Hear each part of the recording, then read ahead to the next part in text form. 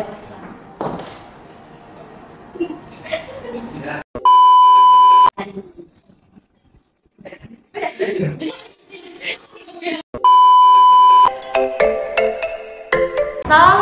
warahmatullahi wabarakatuh.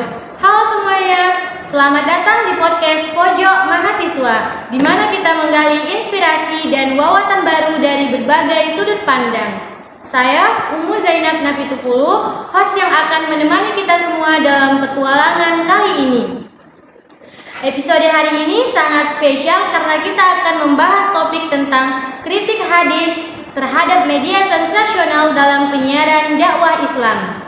Topik yang penuh dengan kejutan dan wawasan baru. Dan yang tak kalah spesial lagi, kita kedatangan narasumber hebat, yaitu mahasiswa-mahasiswi berprestasi Universitas Islam Negeri Sumatera Utara, Fakultas Dakwah dan Komunikasi, Program Studi Komunikasi dan Penyiaran Islam yang akan memberikan pengalaman dan pengetahuannya kepada kita semua. Baiklah, tanpa berlama-lama lagi, mari kita sambut narasumber kita. Selamat datang untuk kakak dan abang, terima kasih telah meluangkan waktunya untuk hadir di podcast hari ini. Sebelum kita masuk ke topik tema yang akan kita bahas, bolehlah ya perkenalkan diri dulu. Pada kakak dulu. Saya bisa perkenalkan, nama saya Putri Ademura dari Universitas Islam Negeri Sumatera Utara, Fakultas Dakwah dan Komunikasi, Program Studi Komunikasi dan Penyiaran Islam. Terima kasih Kak Vivi. Selanjutnya untuk abangnya. Nama saya Devidan. Kebetulan saya satu universitas dengan Fitri Acara, sama-sama di jurusan KPA juga. Jadi di sini kan kita akan membahas tema tentang kritik hadis terhadap media sensasional dalam penyiaran dakwah Islam. Nah, boleh dong kakak jelaskan sedikit apa sih yang dimaksud dengan media sensasional dalam konteks penyiaran dakwah Islam itu sendiri? Jadi kalau menurut pendapat saya sendiri, media sensasional dalam konteks dakwah itu, di mana itu media sensasional ini merupakan media-media yang menggunakan judul-judul provokatif atau gambar-gambar atau penyajian yang informasinya berlebihan untuk menarik perhatian audiens. Media sensasional ini seringkali mengutamakan aspek dari kedalaman konten. Di dalam dakwah ini, hal ini bisa terlihat pada ceramah-ceramah atau dramatis dari ajaran-ajaran yang disampaikan, sehingga memberi pemahaman yang mendalam dan konseptual. Jadi dari topik yang tadi kakak sebutkan itu, jadi mengapa topik ini penting gitu untuk dibahas dalam konteks dakwah saat ini?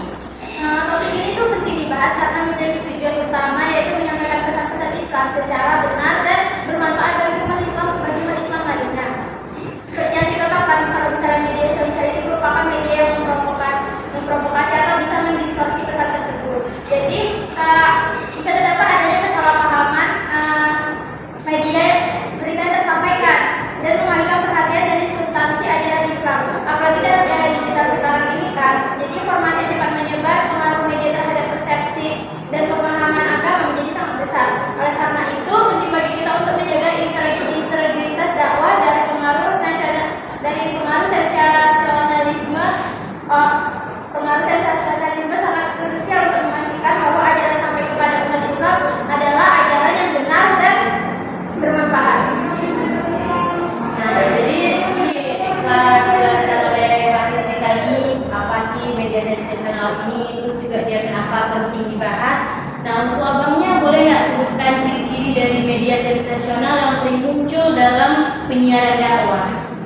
Kalau misalnya kita membahas dari ciri-ciri media sensasional dalam penyiaran dakwah Islam, yang pertama itu biasanya media sensasional ini menggunakan judul-judul yang terkesan provokatif, sehingga itu kayak memancing emosi dari pendengarnya, atau tanpa mencerminkan isi dari video dakwah tersebut. Yang kedua itu biasanya media sensasional ini menyebarkan informasi secara berlebihan atau terkesan dramatis. Yang ketiga itu biasanya menggunakan visual yang ekstrim atau manipulatif untuk menarik perhatian dari pendengarnya. Yang keempat, Biasanya media sensasional ini mengutamakan aspek-aspek yang memancing emosi audiens seperti ketakutan, kemarahan, atau kesedihan tanpa memberikan pemahaman yang lebih dalam kepada pendengarnya. Yang terakhir itu biasanya menyajikan informasi tanpa memberikan latar belakang atau konteks yang memadai sehingga informasi tersebut itu bisa disalahpahami. Oke, setelah masukkan dari sekian banyak ciri-cirinya, jadi gimana nih Bang membedakan antara media sensasional dan media yang informatif dan memang edukatif? Jadi untuk membedakan antara media sensasional dengan media informatif itu yang pertama bisa kita lihat dari tujuannya. Nah, kalau media informatif ini dia itu berfokus pada penyampaian informasi yang lebih akurat dan mendidik. Sedangkan media sensasional dia lebih mengutamakan menarik perhatian dari audiensnya. Yang kedua itu bisa dilihat dari pendekatannya. Kalau media informatif mengutamakan keakuratan dan kedalaman konten, sedangkan media sensasional cenderung memanipulasi informasi untuk menimbulkan reaksi emosional. Yang ketiga itu bisa dilihat dari kredibilitasnya. Kalau misalnya media informatif biasanya memeriksa kebenaran informasi dan memberikan sumber-sumber yang jelas, sedangkan media sensasional dia ini mungkin tidak memperhatikan aspek-aspek seperti ini. Jadi kembali lagi kita ke judul yang kan konteks hadisnya gitu. Untuk kakaknya apakah ada hadis yang secara memang eksplisit ini mengkritik tentang atau menyinggung tentang penyiaran yang berlebihan atau yang tentang tadi media sensasional? Kalau misalnya menurut yang dalam pengetahuan saya, hadis itu yang membahas tentang media sensasional dalam dakwah ini tidak ada, tapi ada hadis yang berisikan benar. Yaitu tentang hadis sebentar gitu. Namanya begini itu, innal halala bainu wa innal harama bainu wa bainahu ma'udurun mustadilha la ya'lamunna katsirun minan nas faman taqad bahadi faqad sabar waktu didinihi wa irdihi. Yang artinya sesungguhnya yang hal itu jelas dan yang hal itu jelas, dan di antara keduanya terdapat hal yang sama dan berubah dan tidak diketahui oleh banyak orang. Maka barang siapa menjaga dirinya dari hal yang sama, maka ia telah menyelamatkan agama dan kehormatannya. Jadi hubungannya hadis ini itu dengan dakwah media sensasional dan konten dakwah, di mana hadis ini menekankan pentingnya untuk menjaga kejelasan dan kehati-hatian dalam menyampaikan informasi-informasi atau berita-berita yang relevan dengan menghindari penyiaran sensasional. Jadi kalau misalnya berita itu sama-sama atau tidak jelas benar atau salah, ya lebih baik kita hindari untuk menyampaikannya kepada orang lain. Oke, dari hadis yang dijelaskan oleh kakaknya tadi, bisa nggak sih abang berikan contoh gitu ya, sebuah kasus di mana media sensasional ini berdampak negatif gitu, terhadap dakwah Islam? Kasusnya itu misalnya seperti kasus video dakwah yang viral dengan judul informatif tentang azab neraka yang ekstrim. Nah, tanpa penjelasan yang kontekstual, video ini bisa menimbulkan kepanikan yang berlebihan pada orang-orang yang mendengarkan video tersebut. Nah, hal ini bisa merupakan salah satunya tentang konsep rahmat ataupun kasih sayang dalam Islam. Nah, setelah kita bahas ya panjang lebar gitu, untuk abang dan kakak punya pandangan pribadi gak mengenai hubungan antara media sensasional dengan dakwah Islam? Untuk kakaknya dulu lah lebih dahulu.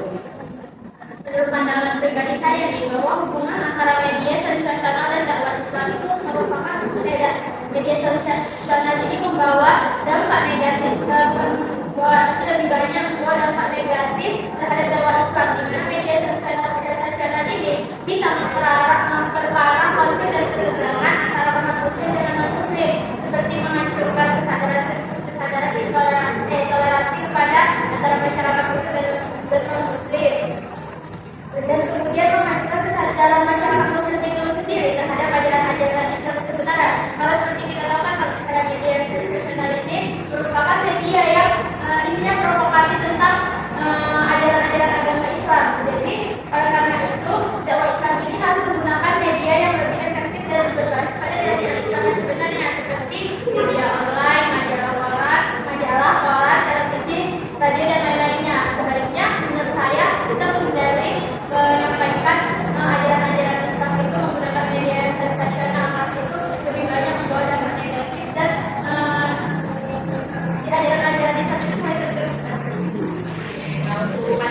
Baik jawabannya gimana nih?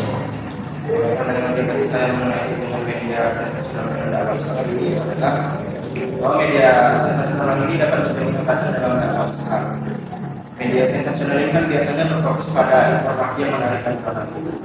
Nah, sehingga ada pengalihan perhatian masyarakat dari nilai-nilai agama yang lebih dalam dan lebih bermakna. Oleh karena itu, kita sebagai seorang dai harus lebih cerdas dalam menggunakan media sensasional untuk berdakwah dengan cara mengintegrasikan nilai-nilai agama yang lebih dalam dan lebih bermakna dalam informasi yang akan kita sampaikan.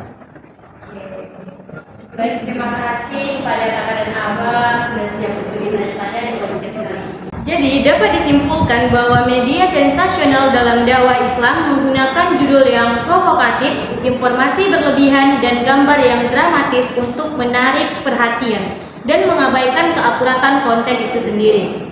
Ciri-ciri media sensasional meliputi judul yang provokatif, informasi berlebihan, visual dramatis, konten emosional, dan kurangnya konteks. Nah, pentingnya pembahasan ini adalah menjaga integritas dakwah agar pesan Islam disampaikan secara benar dan akurat. Terhindar dari distorsi oleh sensasional media, media sensasional berpotensi merusak esensi dakwah yang seharusnya menyampaikan kebenaran dengan bijak dan mendalam.